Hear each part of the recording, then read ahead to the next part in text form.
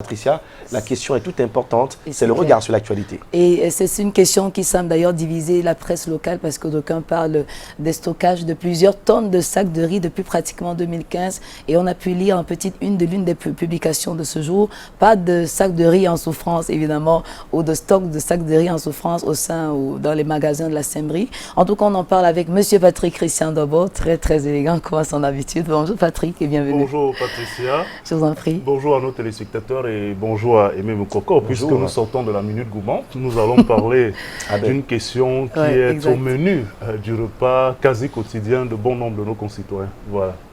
Alors ce matin, vous choisissez donc de revenir sur ce fait. C'est vrai que la fête de la Sembrie, ça fait quand même jaser. Hein, et on veut savoir cette affaire de riz stocké de la Sembrie qui fait des vagues.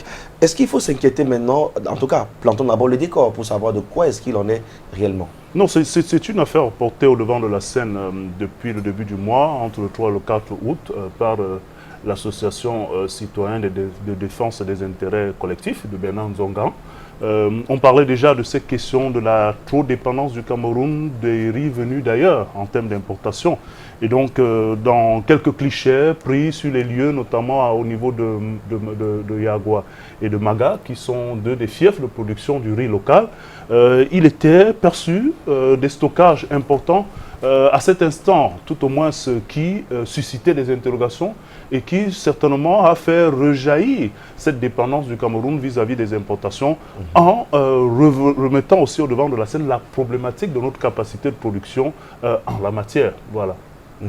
Alors, comment comprendre justement cette situation de déficit de production locale? D'abord, pour comprendre la situation de déficit de production locale, il faut revenir, comme vous le disiez, peut-être sur le décor qui entoure cette affaire. La Sembrie a actuellement un peu plus de 160 000 tonnes de riz stockés. Et quand vous allez donc voir, d'après ces informations données par l'ADIC, il y a dans ce stock des quantités qui ont été stockées depuis 2015. Et cela au dépend justement de la capacité que notre pays cherche à véhiculer ou à faire consommer ce que nous produisons. Et d'ailleurs, la formule est revenue. Nous ne consommons pas ce que nous produisons, mais nous consommons plutôt ce qui vient d'ailleurs. Et donc, dans cette dynamique-là, on s'est dit, mais que se passe-t-il? Pourquoi peut-on stocker autant de riz sur le territoire national alors qu'on dépense beaucoup d'argent pour faire venir du riz de l'extérieur? Tenez par exemple, pour l'année 2017, l'État a dépensé près de 150 milliards pour faire venir du riz au Cameroun. On parle d'une quantité de 800 000 tonnes pour 150 milliards. Si vous avez donc cette moyenne de 150 milliards par an, ça fait beaucoup d'argent que nous investissons dans le riz. C'est vrai, peut-être 160 000 tonnes ne représentent rien comparé aux 800 000 tonnes importées, mais il y a déjà là un problème. Pourquoi ne consommons-nous pas ce riz-là? D'abord, il faut préciser à nos téléspectateurs que le type de riz retrouvé dans ces magasins stockés est surtout du riz non décortiqué, qu'on appelle localement du paddy là-bas. Mais tout le monde s'accorde à dire, d'ailleurs le directeur de la Sembrie, même dans son communiqué, d'autres experts s'accordent à dire que le riz qui vient de ces parties du pays est le riz le mieux apprécié en termes de qualité. C'est-à-dire, nous avons le riz, le meilleur en tout cas, de ce qui est rendu disponible sur notre marché, mais nous ne le consommons pas. Pourquoi nous ne le consommons pas? La question se pose. Et quel est l'intérêt que nous avons à stocker ce riz? Parce qu'on s'imaginerait qu'on aurait consommé déjà la production que nous avons avant de chercher à satisfaire la demande avec de l'importation. Mais si on se rend compte qu'on en stocke, et là il y a problème. Il faut revenir quand même sur la jeunesse parce qu'il faut se le dire. Avant l'avènement des troubles causés par Boko Haram dans l'extrême nord du pays, la majorité de ce riz ne revenait même pas sur le marché local. Aujourd'hui encore, on le retrouve dans des zones comme Maroua, enfin l'extrême nord, le nord et l'Adamawa. Il allait pour la plupart du côté du Nigeria. Et donc les questions sécuritaires ont sans doute fait en sorte qu'il y ait une réorientation de la destination commerciale de ce riz. Mais en même temps, on se rend compte que même dans cette réorientation, peut-être du fait de n'avoir pas préparé notre capacité à écouler sur le plan local ce riz-là, on en vient à le stocker. Et donc, dans un communiqué rendu public par la Direction générale de la SEMRI, ce stockage que l'entreprise dit avoir été initié depuis 2017 voudrait répondre à la volonté des pouvoirs publics à transformer le riz local pour le rendre disponible sur le marché, oui, avec 2 usines de transformation, de décortiquage, effectivement, qui ont été acquises par les pouvoirs publics et qui tendraient donc à faire en sorte que ce riz-là soit maintenant rendu consommable sur le marché public. Soit, ce qui serait une bonne initiative. Mais on continue quand même de s'interroger. Pourquoi avoir, si l'initiative est prise depuis 2017, on parle aussi du programme d'urgence pour la lutte contre les inondations. Vous savez, c'est des vastes hectares actuellement, des vastes hectares de ce côté qui sont exploités actuellement, 11 500 de la part de la SEMRI. Et donc, on parle de près de 20 000 familles, même si les chiffres de la DIC parlent de plus de 120 000 familles qui sont impliquées. En tout cas, c'est une activité qui est très courue là-bas par les populations rurales. Et donc, 11 500 hectares. Et donc, dans ces 11 500 hectares, on parle d'une production qui tourne autour de 60-70 000. Alors qu'on est par an, alors qu'on est dans une demande qui fait importer près de 800 000 tonnes par an. Et donc, on peut s'interroger en se disant, si nous avons tous ces facteurs, nous disons nous avons des terres cultivables, les chiffres donnés par les spécialistes parlent de près de 340 000 hectares, 240 000 hectares autant pour moi. Si nous avons de l'espace et que nous avons à peine les 100 000 hectares que nous utilisons, nous avons de l'espace, nous avons la capacité de produire du riz de qualité, oui, nous avons la demande qui est importante au regard de ce que nous importons, et nous avons des coûts faramineux que nous injectons dans cette production. Pourquoi donc n'arrivons-nous pas à faire le pas justement de l'accélération de la production locale et de la distribution de cette production sur le plan national? Des pays comme le Sénégal, il faut toujours les citer, étaient dans des situations aussi difficiles que la nôtre, avec effectivement une dépendance ou alors une consommation du riz importante et des importations de l'extérieur qui étaient encore plus importantes. Et le Sénégal s'y est mis au bout d'une décennie à peine pour inverser la tendance. Que nous faut-il pour faire ce pas? Que nous manque-t-il pour faire ce pas?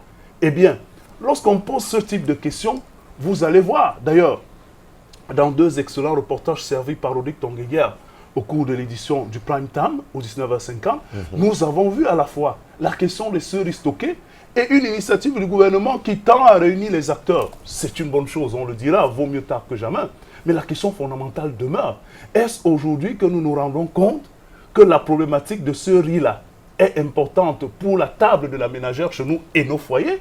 Est-ce aujourd'hui que nous nous rendons compte que nous avons suffisamment d'hectares que nous pouvons cultiver, que nous avons la capacité de produire? Et s'il vous plaît, on parle, c'est vrai, d'un foyer très important, celui de l'extrême nord. Oui. Mais n'oubliez pas que dans la région du nord-ouest, notamment en DOP, nous avons un riz d'excellente qualité qui sort de cette région. On nous a parlé de la plaine de Sanchou qui avait tout un potentiel. Que nous faut-il finalement pour franchir le pas? Nous avons les terres, nous avons la nature qui nous a gratifié de la qualité du riz. Et après, on est dans une dépendance en matière d'importation. Bien évidemment, les intérêts économiques qui sont. Et d'ailleurs, la DIC le dit, il est plus important pour les commerçants d'acheter un riz qui vient de l'extérieur que celui qui vient de l'intérieur du pays. Parce que, tenez-vous bien, le riz qui vient de l'extérieur enregistré sur le marché pour la ménagère, il coûte dans les 350 francs, en tout cas moins de 400 francs. Celui qui est produit localement, chez nous, sur nos terres, il coûte dans les 480, peut-être même dans les 500 francs quand vous le trouvez. Et il n'est même pas visible, il est disponible. Ce que vous produisez. Vous voyez qu'il y a autant de paradoxes. Et puis on peut finalement se dire, est-ce que ça n'est pas fait à dessein? Parce que des intérêts économiques, quand vous le constatez, drainent toujours des comportements qui sont difficiles à cerner. Même si on concède que cela n'est pas fait à dessein, on peut bien s'imaginer que tout ce que nous investissons comme argent pour l'importation de ce riz, tout ce que nous mettons justement dans les tracasseries, même si on nous dira que cela fait entrer des devises sur le plan des taxes, mais est-ce que ces taxes-là ne résoudraient pas des problèmes qui sont liés à une problématique sociale, celle de la consommation du riz à grande échelle, et puis reviendrait aussi créer de l'emploi, moderniser la capacité de ces agriculteurs? En d'autres termes, ne pouvons-nous pas faire comme les autres pour résoudre plusieurs problèmes, c'est-à-dire avec des subventions Il est bien possible de le faire. Surtout qu'on se rend compte que ce n'est pas une subvention simplement pour faire plaisir à quelques personnes. Oui. On arrive à mettre beaucoup de fonds dans d'autres secteurs d'activité qui n'ont pas la même importance que le riz sur la table de nos ménages. Et pourquoi ne pas subventionner ce riz, permettre à ces cultivateurs d'avoir une bonne capacité et peut-être permettre aussi au secteur du riz de redevenir, en tout cas d'occuper la place qui est la sienne en matière de capacité de production et de présence sur le marché. Voilà des questions qu'on peut se poser. Et cette affaire, remise au devant de la scène par la DIC, mérite l'intérêt de toute la communauté nationale, au-delà des combats par presse interposée qui veulent démentir ou affirmer quoi que ce soit. Le plus important, c'est de nous dire pourquoi n'en allons pas vers la culture du riz à grande échelle et vers la capacitation de ces culturateurs. Et ces différents arguments qui ont notamment le mérite de nous rapprocher de ce vieil adage qui dit que dit au fait il y a un grand fossé, mais nous refusons de croire que c'est un slogan creux parce que nous devons consommer local, maximiser évidemment la production locale parce que ça permet d'optimiser évidemment et d'être plus autonome à l'échiquier national sur le plan socio-économique.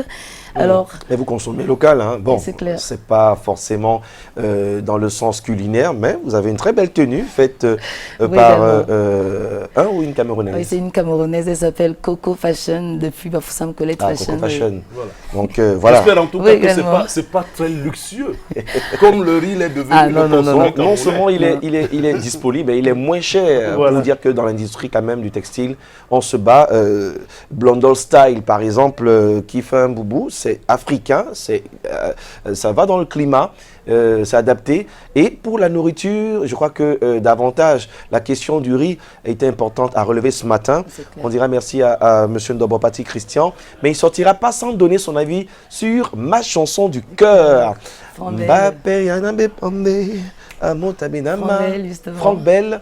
Avec Sogolomon, Angers Bogo, Sogolomon, là vous connaissez les deux. Hein, oui, faites le choix. Vous savez, quand on revisite des musiciens qui ont marqué leur époque comme ça, c'est difficile de faire un choix. Bon, la voix d'Angers Bogo, avec tout ce qu'il a donné, et aussi le fait qu'il nous ait laissé quand même un héritage sur le plan de l'affiliation qui continue. Et vous savez qui parlait de contraception? Oui. À cette époque-là, c'était déjà pour commencer à donner les règles qui pourraient permettre de régulariser, de ne pas se retrouver dans des... Bon, la chanson pour le texte, mais aussi pour la voix qu'il représente. Et comme par hasard, on parlait déjà de contraception ce matin. Mbappé Nayabe, ça aussi, ça parle aussi de naissance et autres, la maternité. Voilà. Franck Bell, c'est déjà sur la page Facebook de Canal Matin, Franck Bell ou Ange et Bogo Eméran. Ce n'est pas un duel, hein, c'est juste pour vous d'avoir un avis, n'est-ce pas, à nous partager de ce que ça vous rappelle comme souvenir. Et après la méline gourmand du Mbogo Chobi, après le riz un peu absent, mais du bon riz dans le Mbogo Chobi, c'est aussi bon. Et à Boumiébel, on adore manger le Mbogo Chobi. Et tonton Loga nous fait partager un Mbogo Chobi particulier avec une mémé qui nous regarde fidèlement. C'est Maman Ngontamak, Maman Zaveri. Elle a eu 1 an de plus hier avec ses jumelles Ngontamak, c'était une grande fête. Nous, on continue la fête ce week-end pour Maman Ngontamak Zaveri qui nous regarde depuis Boumiébel. Mais Gabéo, hein? Maman, Nila, Ntore. Oui, on parlait naturellement des chansons du cœur pour les téléspectateurs adorables que vous êtes. Et on est à quelques jours de la rentrée scolaire. Vous savez, il y a beaucoup d'enfants qui malheureusement ne pourront pas aller à l'école parce que les parents n'ont pas d'argent. Donc vous comprenez que c'est une chanson qui est d'actualité. Moi aussi, on est aussi concernés, il faut dire la vérité. On n'a pas d'argent. C'est chaud sur moi. Ah ben oui. En tout cas, allez sur la page Facebook Canal Matin. Vous le savez déjà, faites le choix de ma chanson du cœur. C'est celle qui vous parle davantage et qui vous ravive tellement de souvenirs qu'on aimerait bien partager avec vous.